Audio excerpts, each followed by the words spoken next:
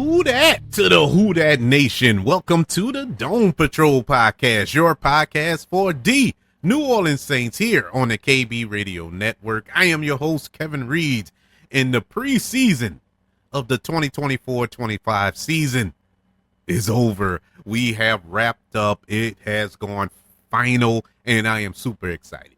If you can't tell, I'm super excited because this means the real season begins now. It's for all the marbles now. The next time the New Orleans Saints takes the field, it will count. It will matter. It will be for something other than positions and position battles and whatnot. This will be the real deal. We have entered, and in case you can't hear that, I think you could pick it up on the microphone because I heard it in my headphones. It is thundering and lightning here in southeastern Louisiana, which is good because we haven't gotten rain in weeks. I want to say for the whole month of August almost, it hasn't rained. So it's finally time to get some rain. But that's it for the weather report. The Saints have gone final in their final preseason game against the Tennessee Titans, where they came up short by the score of 30-27. The Saints finished this preseason 1-2, and who cares about the record right now? I use the example. You remember the year that the Detroit Lions went 0-16? That epic year when they won not one game that entire year? Well, wouldn't you know, the Detroit Lions that year went 4-0 in the preseason. And so that just goes to show you how much credence the preseason lives up to when it matters. It really doesn't matter. And so, yes, the Saints did finish with a losing record in the preseason. I guess you can look at that and be like, oh my God, the the sky is falling. We're not going to do anything. Look, I'm not going to judge it off of that. This game in particular, I'm not going to judge it. I didn't care if we won and lost any game, but especially this one because we didn't play any starters. Maybe a handful of starters played in this game. This was more of a job audition, to say it kindly. This was for those position battles that were going on since the beginning of training camp.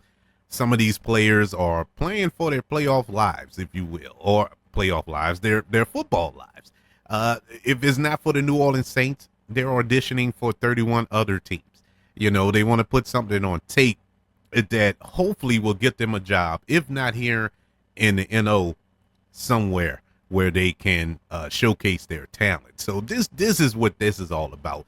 And for us, we had a few position battles that are still tight going into this game. And a couple of them, I will say, leaving this game are still tight. It's still some question marks as to who's going to be the clear-cut number 1, 2, or 3 in their respective positions. But let's look at this game. This game, just like we only had a handful of starters, Tennessee actually played a majority of their starters in this game.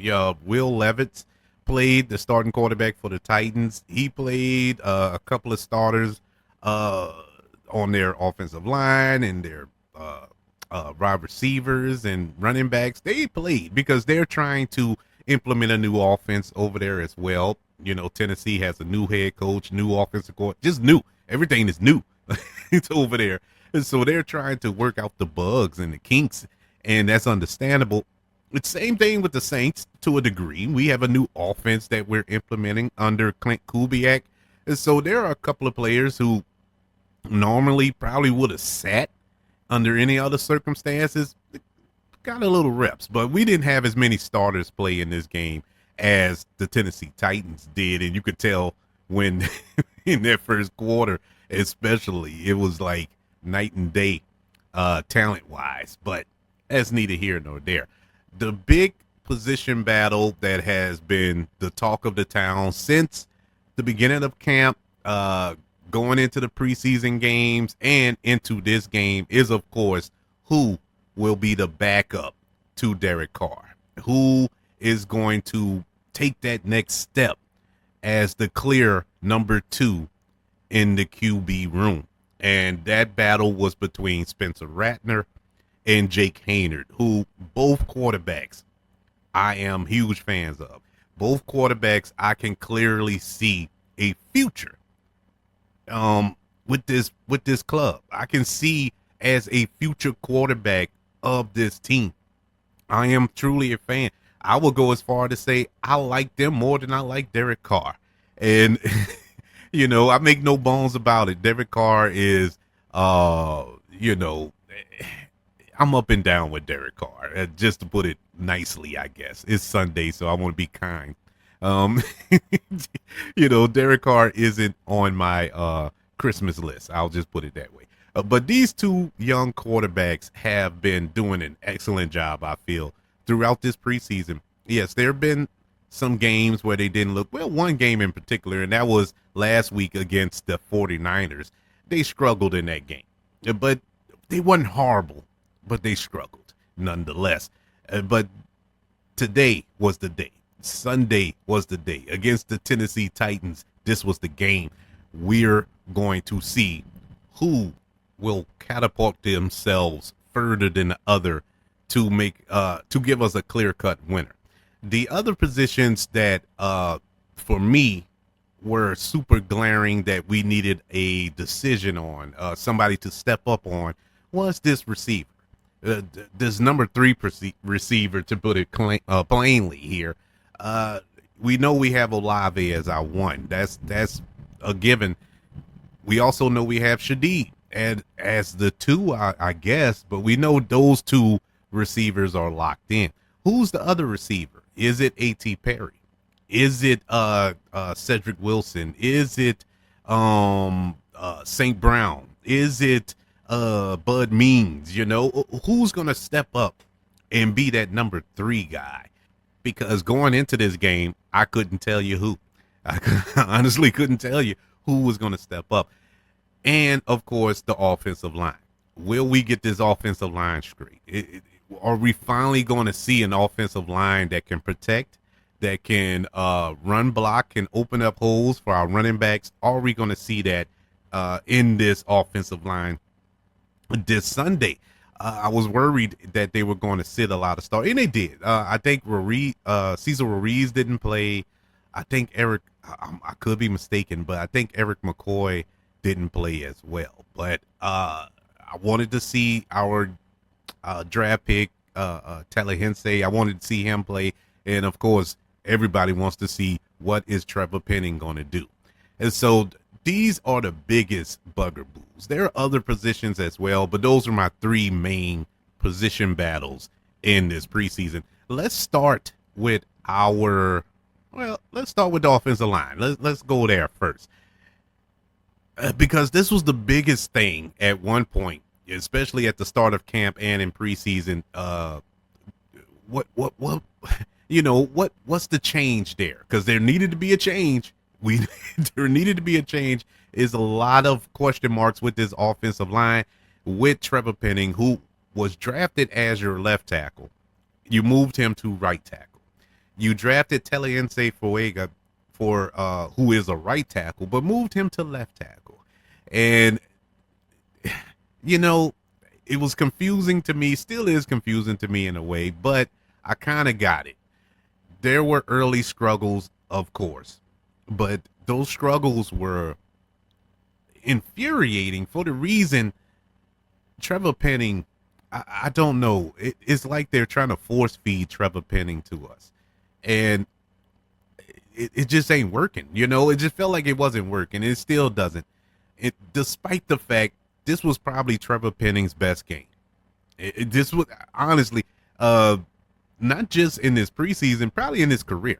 This was probably his best game. And that's not saying much because he was really going up against the 2s and the 3s for the Tennessee Titans on that defensive line. So I'm not really ready to say that, okay, he finally turned the corner. I'm not going there. But he did look good. He opened up some holes. He actually blocked well, which is, he went up against the twos and the threes last week and he looked horrible. And so there is a little improvement there. I'm not going to poo-poo on him completely. So he did do a good job today.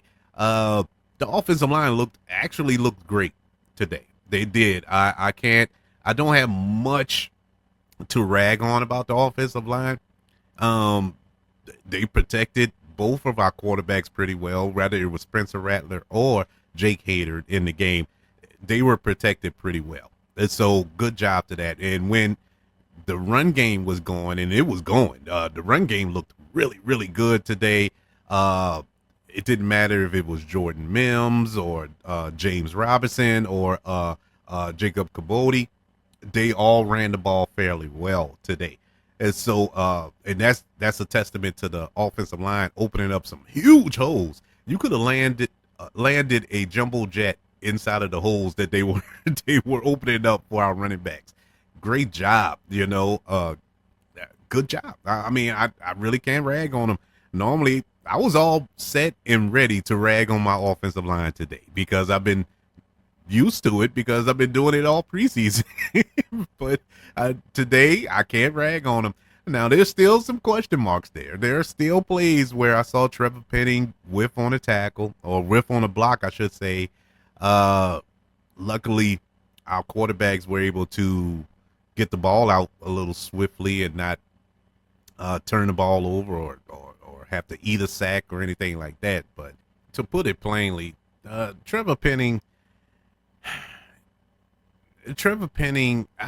I personally think he should be moved inside. I would like to see him at guard. I believe he'll do better on the inside, whether it's left guard or right guard. I think he would do better because on the outside he struggles, man. He struggles, but he's mean. He's one of those mean offensive linemen who just bully people, can throw people around. And that's what you want on the inside, the interior of your offensive line. So I think he's more suited there. I think they should have tried him out there. But at the same time, I'm like, man, how many places you going to put him to try to convince us that you made the right choice? You made the wrong choice. The guy, and I get it, he graded high during the draft. I get why you made the pick. But it just didn't pan out. And trying to force feed him on his offensive line, it's not going to work. But he did all right today. He did all right today. The thing about it is I really can't get into the offensive line because I don't know what we can do to fix that. The offensive line is a close-knit group. That's something that has to develop in time. Whether you bring in new pieces or draft new pieces, whatever the case may be, everybody has to be on the same page. And so you can't really bring somebody in and just plug them in and expect them to, fix the problem. You've been working on this the whole off season with these guys. If they haven't gotten it together by now, it's not going to get together, unfortunately. And it stinks, but that's just the reality of it. And so it looked like they got a little better today. It looks like they've been working together more. And so I am encouraged. And I'll just leave it at that. I am encouraged. But the wide receiver position, another position where we're looking for that next person to step up, that next receiver who's going to wow us, that's going to force his way on this team. You know what I'm saying? That standard, like Rashid Shaheed did, how he forced his way on this team because he was an undrafted rookie. And all of a sudden, he found a way to get on the team. He returned kicks. Okay, good job. Made an impact there. Okay, let's see how he looks, running routes. He made an impact there. Whatever opportunity he had, whatever door was open, he ran through it. He didn't just stand there and look. He ran through it. He seized the opportunity, something that we should do in life. A very inspirational story there. And he took it by the horns and rode it. And so I'm looking for that next person to do that. Is it A.T. Perry? Is it St. Brown? Is it Stanley Morgan Jr.? Is it Bud Means? You know, who is that guy? Kevin Austin Jr. Is it that guy? I don't know. I'm still on the fence with it. We didn't see much of Cedric Wilson this preseason. Didn't see him at all this game. He didn't play. But the other guys, nothing. You know, the Kua guy. I can't think of his first name, but the Pakua guy. I thought he felt himself well in previous games. Today, he almost returned a missed field goal for a touchdown. I think this probably was the longest play in NFL history to not score. He had to run 108 yards. He caught that ball at the back of the end zone, ran all the way down the field, ran out of gas, I believe. I think he was tired, and stepped out at the 2-yard line right before he could have crossed over.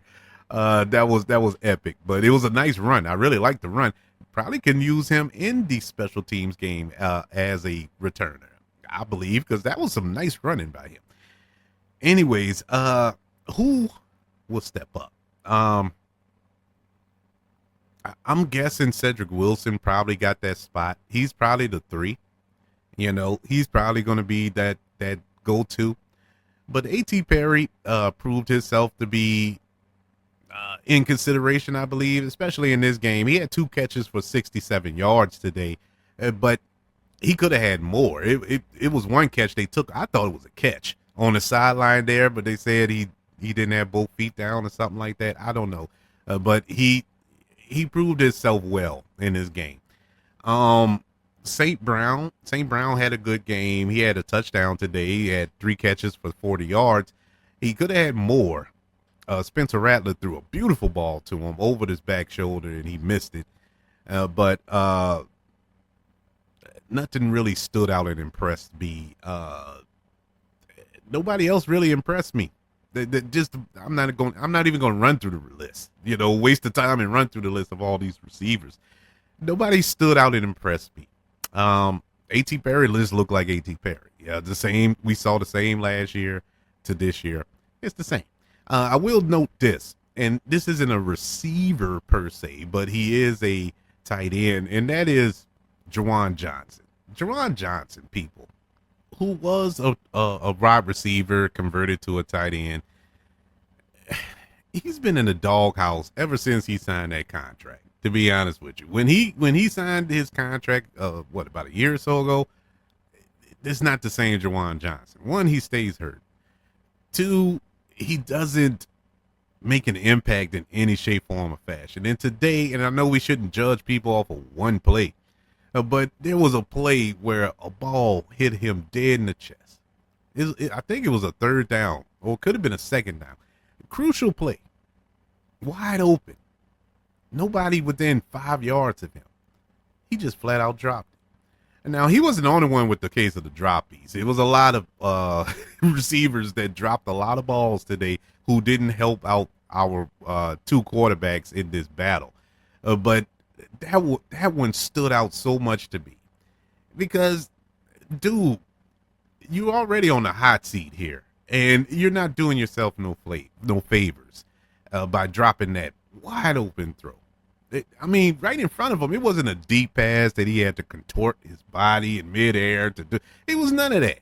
It was just a flat out drop. Anywho's, the wide receiver positions. I don't know, because you got to have this cut down by Tuesday. I don't know who's going to make this team here, because Saints have a lot of receivers on the roster right now. And to get it down to 53, that means there's going to be a lot of tough cuts. And I think a lot of those cuts are going to come in that wide receiver room. There's that rookie who was an early standout in camp. I think his name was Yeldon or Tifton. I think Tifton. Mason Tifton from Yale was a standout. I couldn't wait to see him because that's all I could hear. Doing my research, what's going on in camp, being as though they went all the way to California to have camp, and I couldn't watch them here, so I had to read up on it. Every day I'm hearing about this dude. And I'm like, man, I can't wait. As soon as it come time to start playing, he gets hurt. And we didn't get to see him. Will that hurt? No pun intended. His chances to make the team. I don't know. We'll see. But everybody describes him as that guy, the speed guy. He has ludicrous speed. That is rare. That's something you can't teach, and you don't want to really let that go. And I get that. So we'll see about that and the rest of this receiving core moving forward. All right, let's go. Let's move on to the spot that we all been waiting for. The battle that has taken over the Saints training camp. This backup position, the backup quarterback position. Who's going to back up Derek Carr? Will it be Spencer Rattler? Will it be Jake Hader? This was the game. It was so evenly matched. And I can honestly say it's been dead even going into this game between these two guys. You couldn't make heads or tails of either one. Both of them are impressive. It wasn't heads or tails like, well, they both look like trash, so it doesn't matter. No, these guys looked great. I would go as far to say that both of these guys look more comfortable in this offense, in this new offense that Clint Kubiak has brought over here than Derek Carr. They looked awesome so far. And so we needed a game that was going to give us a clear, decisive winner. And I can honestly say it's not clear in the sense that I'm like, oh, without a doubt it's Hader, or without a doubt it's Rattler. I don't have that sense coming out of it. Now I can tell you who was better in this game by leaps and bounds. It was Spencer Rattler. Spencer Rattler was the best. Just to compare the two stats, Spencer Rattler was 7 for 13 for 105 yards and a touchdown today. Jake Hader, he was 8 for 17 for 87 yards, no touchdowns, no interceptions. So just going by the numbers, yeah, it would be Rattler. Going by how poised they were, I will go with Rattler. He looked better. It's no doubt about it. He looked great in this game. Some of those throws he was making were NFL level throws, and I know that sounds crazy because, of course, he's in the NFL. But there are veterans. You know what? There's a veteran quarterback on his team that couldn't make some of those throws. Why I know that? Because he hasn't done it. I'm not saying that he's not capable of doing it. He hasn't done it yet. And so Spencer Rattler has made some throws. He made some throws in this game that were amazing. They were just beautiful throws. And so did Jake Hader. I'm not hating on him either. He made some good throws. Those two were really kind of hampered by the wide receivers. There were a lot of drops in this game. A lot of drops by the receivers. And it did them no favors. It did those guys no favors whatsoever. It didn't do themselves any favors by dropping it either. But Spencer Rattler clearly looked like he's the most comfortable. He's the most NFL ready in the event something, knock on wood, happens to Derek Carr. I feel super confident going forward if Spencer Rattler had to come in the game to relieve him. I feel like we still have a chance to win the game. My heart tells me, yeah, same thing with Jake Hader. I'm just comfortable with both. Honestly, I don't think we can go wrong with either one. But who deserves to be the number two? I guess I have to give it to Rattler because of this final game. If this is the final test, he did pass the test. And so I got to give it to him there. But we'll see what Dennis Allen and Clint Kubiak decide in the next coming days as far as who's going to be the number two. I keep wanting to say starter. I guess that's what I want. And that's what I want. Honestly, that's what I want. But I want to say this, and I thought about it during the game. I really don't want that. I say I want that. I don't want that right now. I don't want to throw him to the wolves right now. I much rather whoever it may be to sit, learn for a little while, get comfortable in his offense, and when the time is right, that's when you unleash. That's when you bring him out there. We have Derek Carr. For better or worse, that's who's here. That's the guy who is tasked with leading this team to wherever he's going to lead it to this season. You know, he's being paid as such, and so that's what it is. And so we're just going to have to rock with it. But as far as the future is concerned, I feel very, very good about the future of this squad with these two quarterbacks on the team.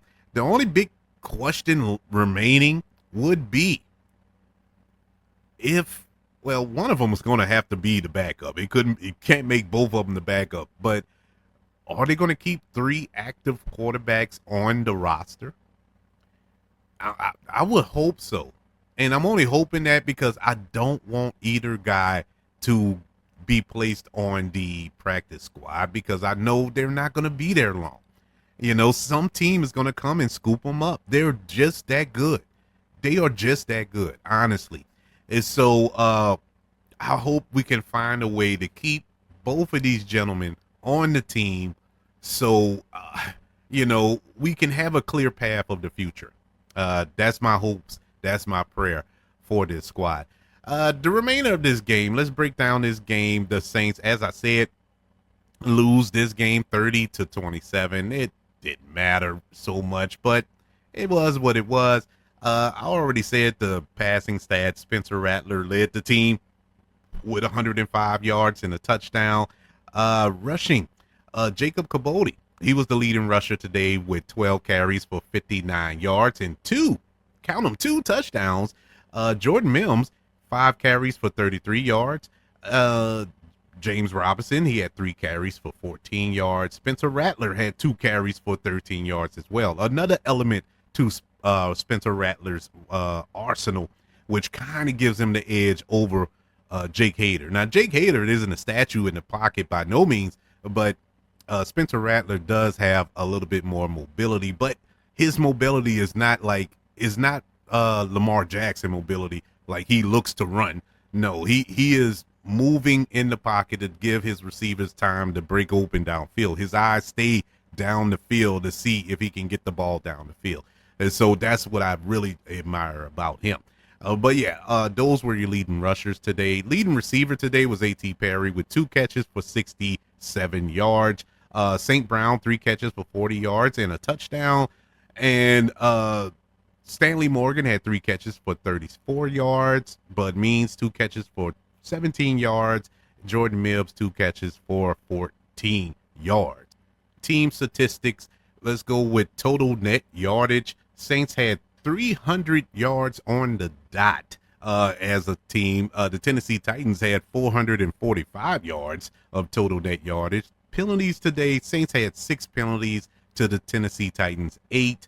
And time of possession, the Tennessee Titans had won that battle 35 minutes and 51 seconds to the Saints 24 minutes and 9 seconds.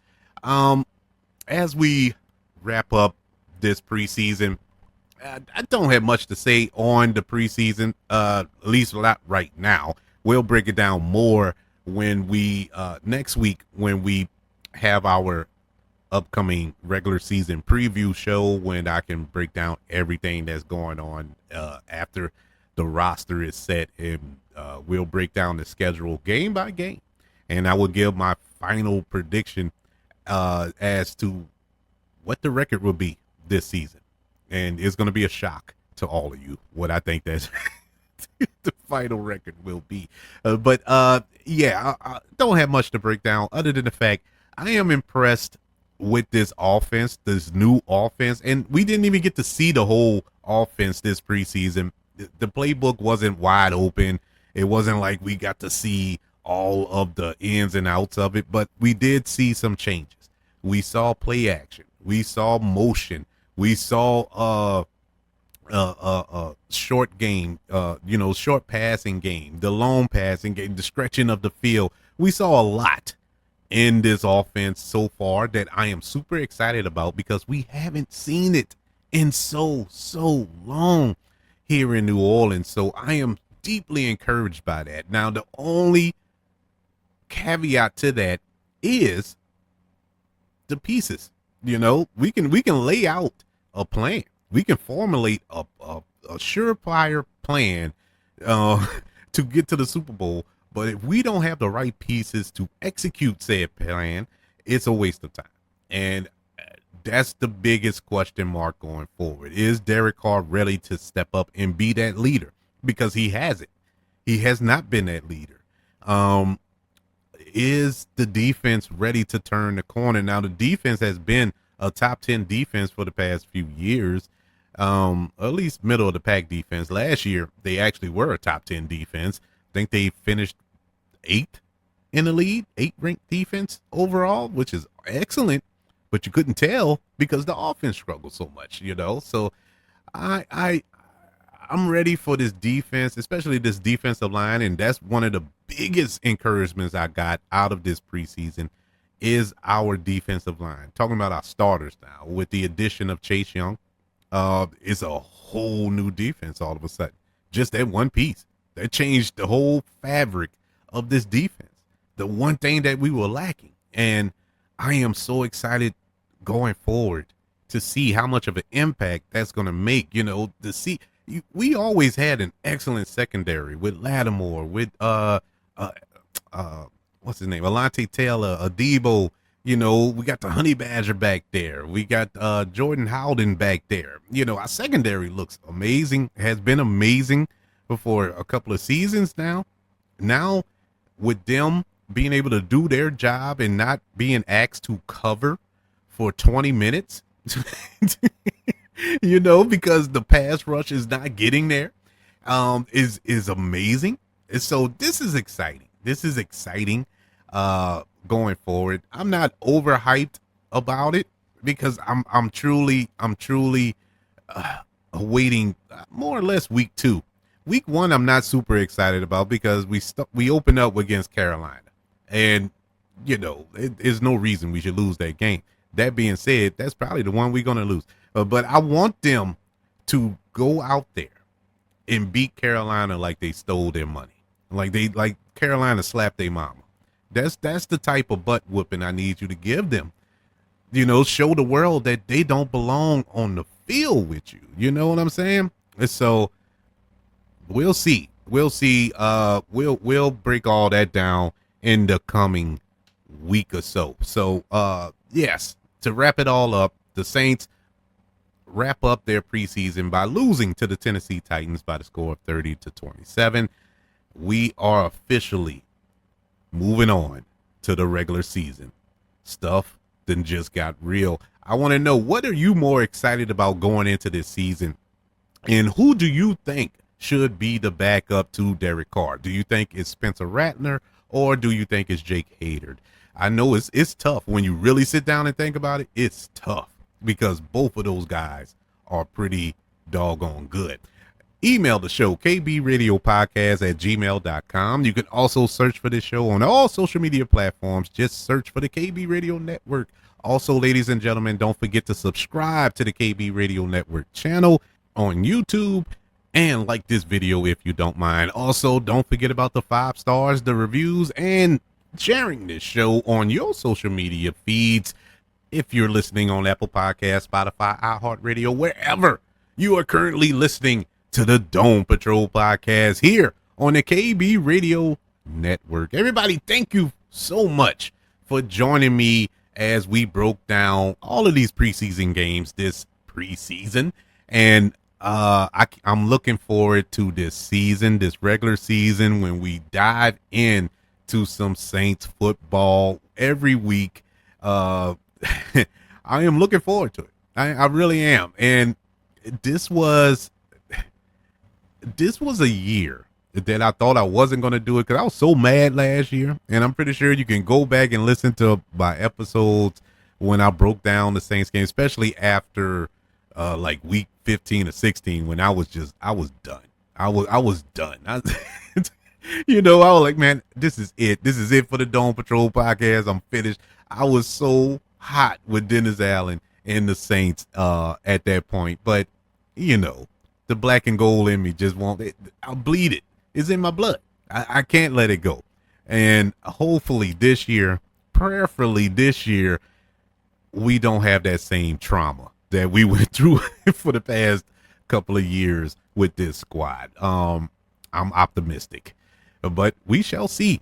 And so don't forget, like I said a little while ago, in about a week or so, because the regular season doesn't begin until September the 8th when the Saints take on the Carolina Panthers. And so I got a week or so. You got a week or so to get amped up, to get your mind right, you know, to let it soak in, you know, to kind of temper expectations, because I know everybody's expectations are through the roof, because I have to pull mine down as well, especially when I see good play from certain positions that I hadn't seen in the past. It's, you know, so immediately my mind goes, all right, that's it. This is it. This is all that was missing. Now, like, wait, hold up.